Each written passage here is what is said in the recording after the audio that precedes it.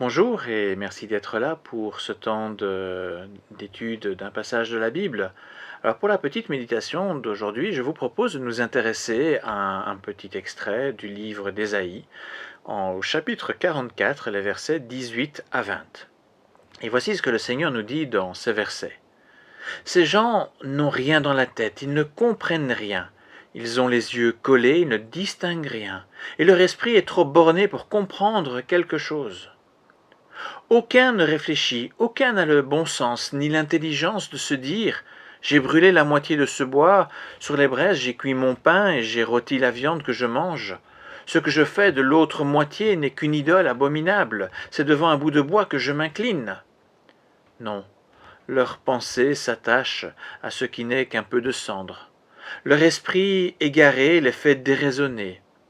Leur Dieu ne les délivre pas, mais eux-mêmes ne se disent pas « ce que je tiens dans la main n'est que mensonge, c'est évident ». Alors quand nous entendons cela, on se dit probablement que l'être humain est devenu plus raisonnable aujourd'hui. Il n'est plus aussi stupide au point de se prosterner devant un morceau de bois. D'ailleurs, on associe aisément ces lignes à la situation dans l'Antiquité, marquée par le polythéisme avec ses nombreuses statues de dieux et déesses et nombreux lieux sacrés dédiés à ces divinités. Un morceau de bois, à ce moment-là, pouvait aussi bien servir à chauffer qu'à confectionner une idole. Et le prophète Ésaïe dénonçait un mensonge qu'on tenait dans les mains, car les gens prêtaient un pouvoir divin à ces statues inertes en bois qu'ils tenaient dans les mains. Alors pourquoi encore considérer ce passage à notre époque ? Même si on en trouve malheureusement toujours, il faut bien reconnaître qu'il y a nettement moins de statues à caractère religieux. Et pourtant, nous avons encore trop de mensonges dans nos mains. Ils ne sont plus faits de bois, mais il existe toujours des choses auxquelles nous donnons une importance qu'elles ne méritent pas. En réalité, dans notre culture ultramatérialiste, on cherche dans les objets une sorte de pouvoir pour remplir des vides dans notre cœur. Alors l'exemple le plus facile pour illustrer littéralement cela est un objet qu'on a tous tout le temps dans les mains. C'est notre smartphone. Comme le bois, qui chauffe une maison ou un repas, le smartphone peut s'avérer très pratique à bien des égards. C'est clairement un outil de communication extraordinaire qui nous facilite beaucoup la vie. Pourtant, nous devons aussi constater que le téléphone portable est utilisé à d'autres fins. Beaucoup cherchent à avoir le dernier téléphone sorti avec la technologie la plus avancée afin de montrer qu'ils ont les moyens de pouvoir se l'acheter et pour montrer aussi qu'ils sont toujours à la page, toujours dans le vent. C'est un exemple en fait flagrant d'un pouvoir mensonger qu'on donne à cet objet.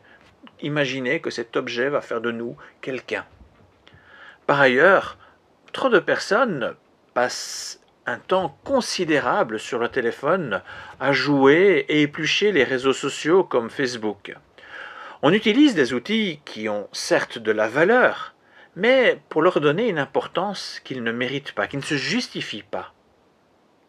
Avec les réseaux sociaux, on se laisse influencer par tant d'informations trompeuses qui circulent, ou encore par l'image qu'on se construit de soi-même pour laquelle on cherche l'approbation des autres, ce fameux like sur Facebook et autres. Alors citons un autre exemple d'une toute autre nature, le sport. Au départ, il s'agit d'une activité bonne pour notre santé, comme le bois est bon pour chauffer le repas. Mais certains vont lui donner une place démesurée, y consacrer un temps impressionnant pour se sculpter un corps comme on sculpte une statue d'ailleurs. Certains vont jusqu'à définir leur identité par rapport à ce sport, par rapport aux performances qu'ils peuvent accomplir. En outre, toujours dans le domaine sportif, il est assez surprenant de voir la passion démesurée portée à l'égard de certaines vedettes sportives. Des fans sont tellement chauds qu'ils pratiquent le sport par procuration. Leurs idoles sportives courent à leur place et ce sont les fans qui transpirent. Dans ce cas, il y a cette croyance que l'excitation peut offrir la détente et le véritable bonheur dont le cœur a besoin. Ces deux exemples, ils ne sont pas les seuls, on peut en trouver bien d'autres, mais ces deux exemples sont en réalité assez symptomatiques de la recherche permanente de l'être humain à remplir les vides dans son cœur par des illusions, par des choses auxquelles on accorde une forme de pouvoir qui n'existe pas.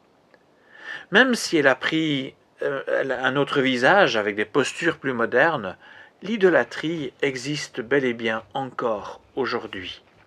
Quand on ne donne pas accès à Dieu pour remplir les besoins de notre cœur, on prend en fait n'importe quoi pour remplir ces vides, mais sans jamais y arriver. On pourrait penser que tout cela est assez inoffensif. Ce n'est malheureusement pas le cas.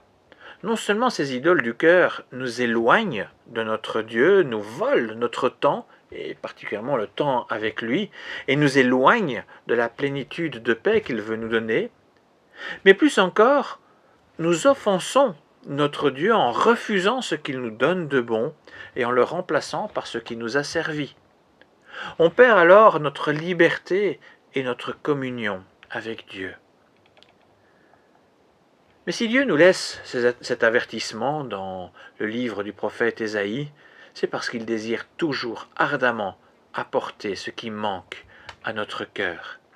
Il nous lance un appel qui reste d'une grande actualité. Nous n'avons pas besoin d'illusions ou de mensonges, mais bien d'une espérance véritable qui ne déçoit pas. En demandant préalablement par la prière à Dieu de nous donner le discernement nécessaire, il est utile d'examiner avec lucidité les pensées qui nous préoccupent le plus, de considérer également le temps et l'argent utilisés pour des choses ou des activités a priori secondaires. Et au besoin, demandons pardon à Dieu d'avoir laissé des idoles prendre de la place dans notre vie. Implorons son aide pour être libérés de ces idoles, et offrons-lui la place et la liberté retrouvée afin qu'il comble nos attentes les plus profondes.